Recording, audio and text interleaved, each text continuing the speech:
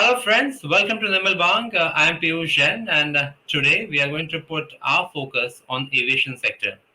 In this conversation, we actually are going to talk about the recent development, which has surprised, stunned, and also caused a lot of ripples in the aviation sector. We are talking about Go Air, and we are also talking about how basically in one of the India's premier airlines has actually gone ahead and filed for insolvency.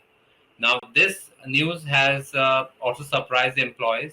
It has also, again, led to a lot of thoughts within the industry. What happens in such a tourism heavy season, where we are already seeing, again, tourism is almost at its peak in the last 3 to 4 years. We actually are seeing one of the best seasons for tourism.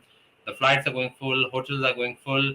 So it inevitably is actually going to create a pressure for the travelers because it actually reduces the sort of amount of flights available.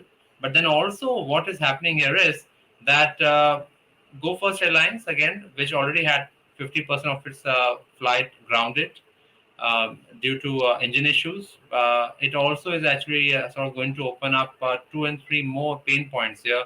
One for the creditors. Second, basically, is also from the perspective of operational creditors, financial, operational, both creditors.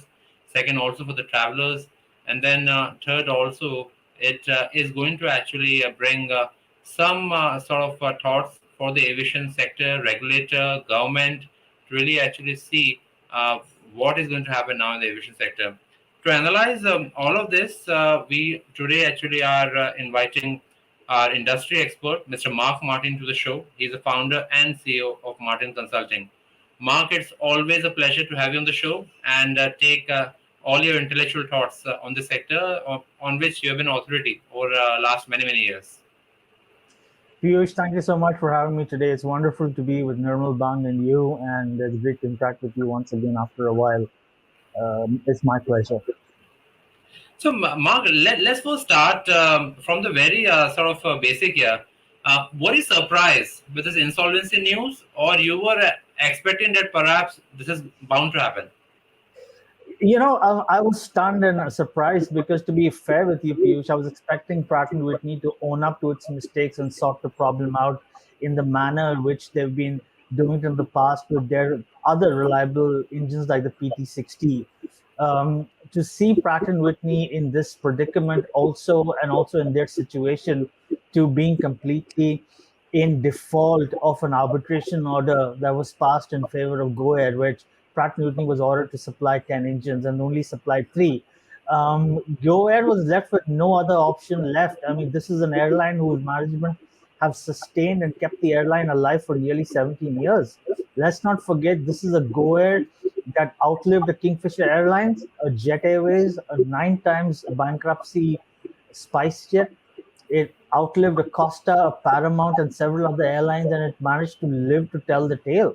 And whatever that Go Air did, clearly in terms of financial restructuring and their internal operating management styles, paid off because we all know in 2019, 2020, Go Air was all poised to come up with an IPO and they filed a DRHP before SEBI, in which in that DRHP, as I recall, they clearly disclosed and declared that they had problems with the engine. So I don't think Go Air did anything wrong. I think in this case, it's high time Pratt and Whitney grew a spine, admitted to it, and sorted it out. Because this problem is not in isolation with Go Air only, Piyush. This is with every single Airbus A320 and Pratt and Whitney gear turbofan customer in the world. Air Tanzania, Air Senegal, Lufthansa, Swiss Air, Air Baltic, Air Asia, Air India, and several others have reported this problem. So this is something which is a global issue with the GTF. And the solution to this is accountability more than anything else. Yes, at the moment we are seeing Go Air voluntarily go to the IBC because clearly Go Air is pained beyond a point, Piyush. Their approaching the IBC is clearly an initiative and a step to restructure its debt, to bring in all its operational creditors, line them up, work a deal out, and move forward. I don't think, or rather, I would like to think, and I would sincerely like to believe that Go Air should continue and they shouldn't fold up. But this problem that they're in at the moment is clearly not self inflicted, it's because of external factors. Right, and also again, if we sort of take a look at what has happened from Pratt and Whitney, like the issues have been since 2016. We have seen Indigo switch the engine supplier. With Go Air, we actually saw that almost 30 to 50% fleet was inactive uh, since 2020, 21, 22. By the time we're talking now, it's almost 50% fleet is inactive. There were 289 engine changes. There were 221 engine swaps since 2016. Pratt and Whitney actually, after sending defective engines, also charged for the maintenance visits. That is also disputed. That was not actually due. In such scenario where you also actually went to the arbitration court, arbitration sort of verdict came, and then again basically it's taking time for Pratt and Whitney to really sort of clear up all the engines. Was it a sufficient time period for really Go ahead to really think about an option two for their own safety, or is it something where you think that perhaps it's more about Pratt and Whitney taking time? I'm trying to plug a gap here. Was the management not thinking about that this is something which issue is continuously increasing? 10% fleet grounded, then 20%, then 30, then 50%. Was it a long time? You know, I'll partially agree with you, and I'll tell you why. You know, Goyer is at the moment pushed to a wall, and because they can't take that pain and financial bleed anymore, is is why they've actually approached the IBC, and they're voluntarily declaring and disclosing that, you know what, let bankruptcy proceedings come on me. I'll deal with the liability first. You know, and I don't think this is a problem with them calling the shots when the fleet reliability went down by 10 or 20 or 30 or 40%. This, you know, Go Air situation is identical to all airlines in the world operating the same Pratt and Whitney engine. It's been the same issue with nearly everyone who's been there in the market, including Lufthansa and Swiss Air with the GTF, Pratt and Whitney product. So, and we have to be clear that the options that were present before Go Air were taken. The airline took Pratt and Whitney to court. They went to arbitration in Singapore. The arbitration court ruled in favor of Go Air, so, and pretty much ordered Pratt and Whitney to deliver 10 engines. And what followed is Pratt and Whitney brazenly defaulting on the court order by not even delivering 10. Instead, they just gave a piecemeal of 3 engines, which is extremely unreasonable. So clearly, the ball and the buck now, everything, the current predicament that Goer is in is not attributable to the Wadias or the management or Kaushik Tona or anybody. It is because of Pratt and Whitney. And Go Air, like other airlines, like Lufthansa, like Swiss Air, Air Senegal, Air Baltic, have been vociferously, verbal about this issue since 2016 and 2017. So clearly, the solution here lies in, in one, Go Air, easing and softening the financial blow on itself by balancing out its debt maturely and constructively, which is what they're doing with the IBC. And the second is, it's high time the government of India acted on this, because if Go Air goes under, Piyush, we're going to see 8,000 jobs being lost. We're going to see banks take a haircut of nearly $1 billion. We're seeing the government lose revenue from GST, VAT, excise, import, SAED. We're seeing airports making less money. We're seeing the market shrink by 9% and 56 aircraft leaving India's register. That means nearly 5 million of Go Air's passengers a day left stranded. And it's not like the industry has 200 or 300, it's not like the competition, sorry, has 200 or 300 aircraft lying at their disposal. They're also strapped for aircraft. So, what this is going to result in is a complete, utter chaos and pandemonium where the price of tickets is going to go up by at least 50, 60%. And Piyush, this is we're in a very tough situation right now because, as you know, India now enters the cusp of the peak summer holiday season, and this is going to have a catastrophic effect on travelers and holidaymakers and the public and the traveling public in general. So Absolutely. a lot of focus now shifts to the IBC, and I really hope and I sincerely pray that the IBC, the bench, act on this maturely, because we cannot see another airline fold up in India. Absolutely. I think nobody wants another airline going down. In fact, for our viewers, this is a legal battle which is happening.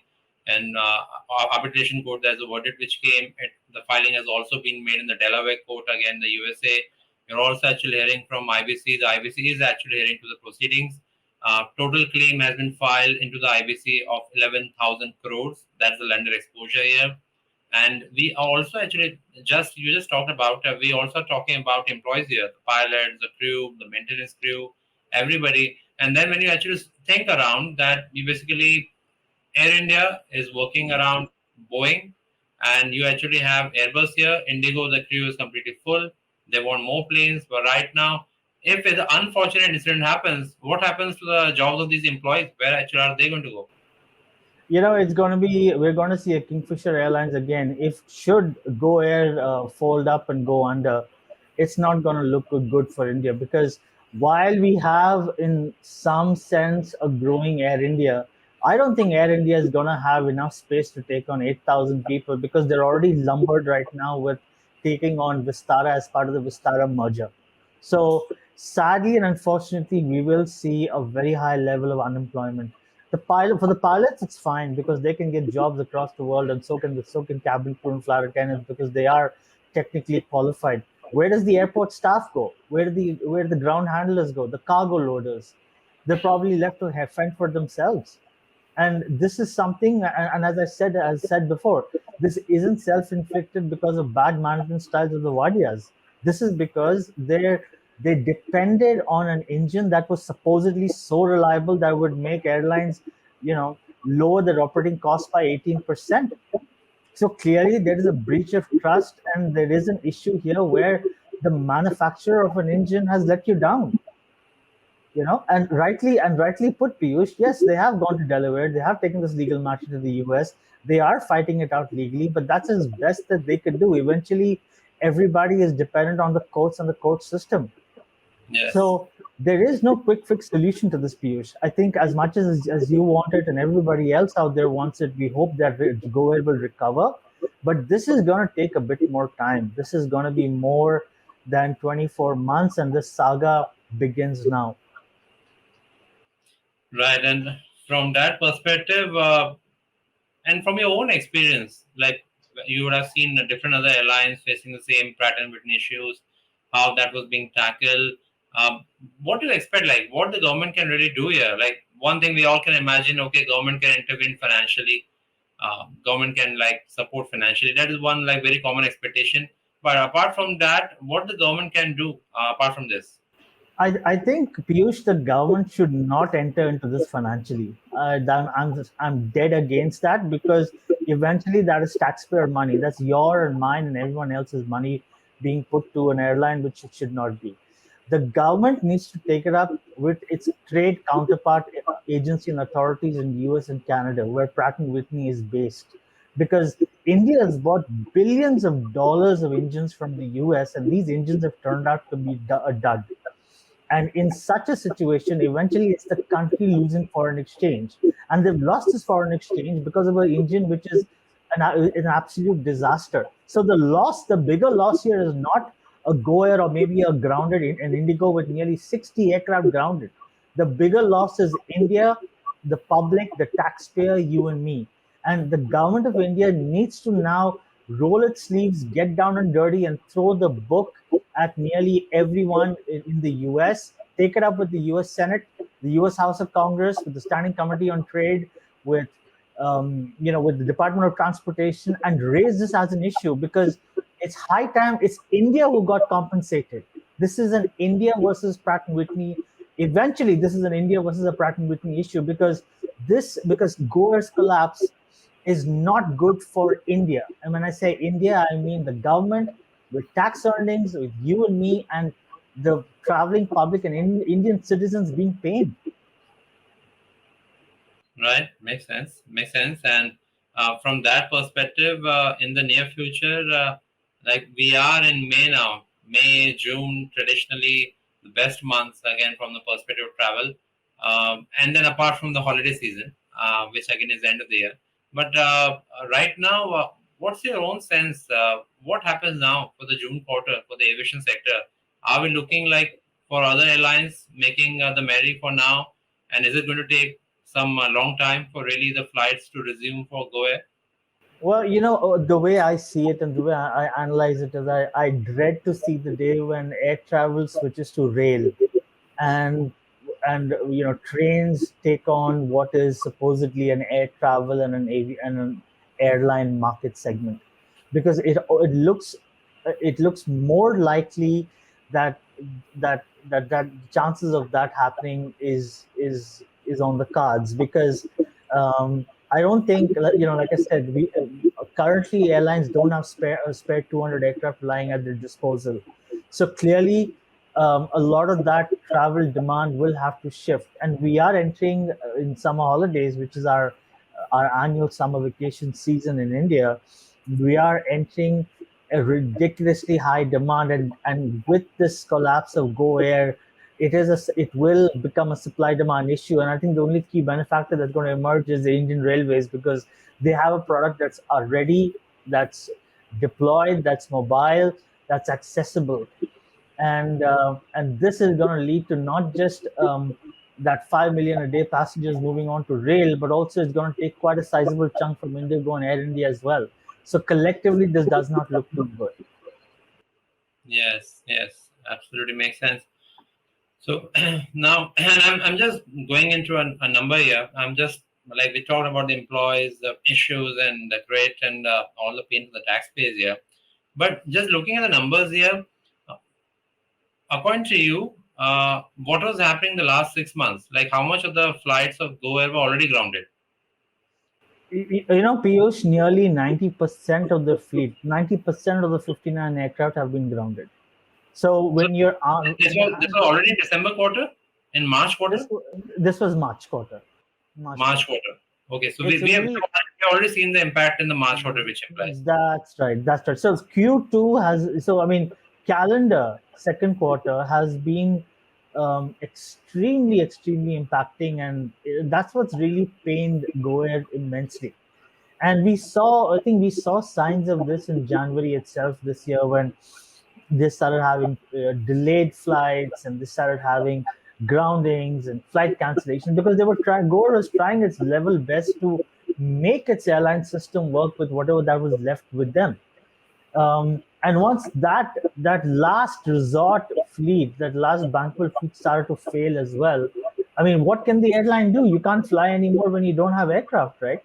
So, so this is something which I think the turning point in the current crisis began 3 months ago, and this is extremely significant, because Goa has been verbal about this with everybody, and there's been no action or from anyone, let alone any regulatory body as well. And and clearly, the action that we've seen from the government machinery has also been absolutely ridiculous. The DGCA issues a show cause notice to Go Air, which is absolutely unfathomable to consider any element of logic. Because if Yeah, there's anybody who DGCA should be issuing a show cause notice to, it should be to Pratt and Whitney. Pratt and Whitney. On Yeah. why you are not delivering these engines? Why are you in violation of the arbitration? Why are you because of you, airlines in India are losing out. So, India and DGC need to get its act right and get their senses in the right order, because this is going to affect us, the consumer, the taxpayer, the Indian citizen, more than anybody else.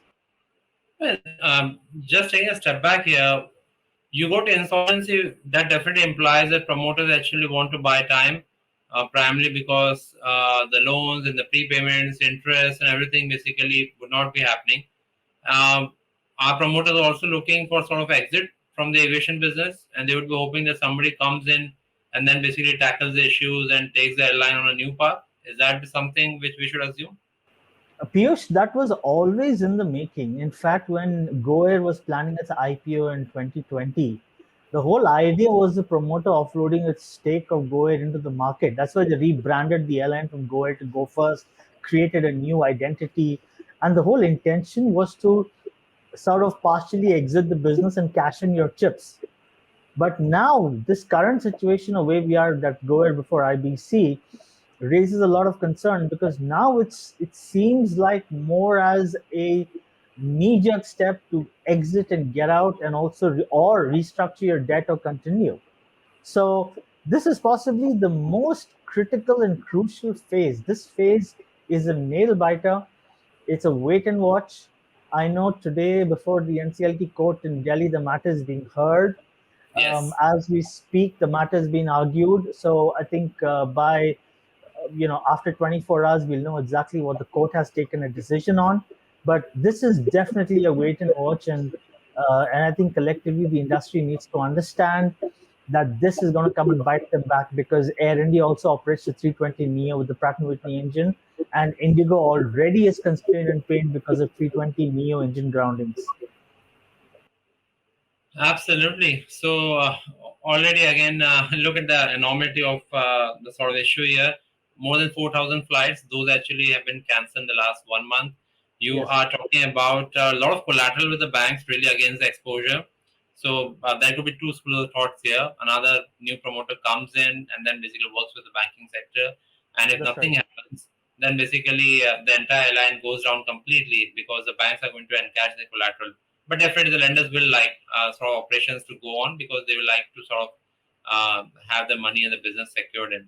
So that's something we'll keep a watch here.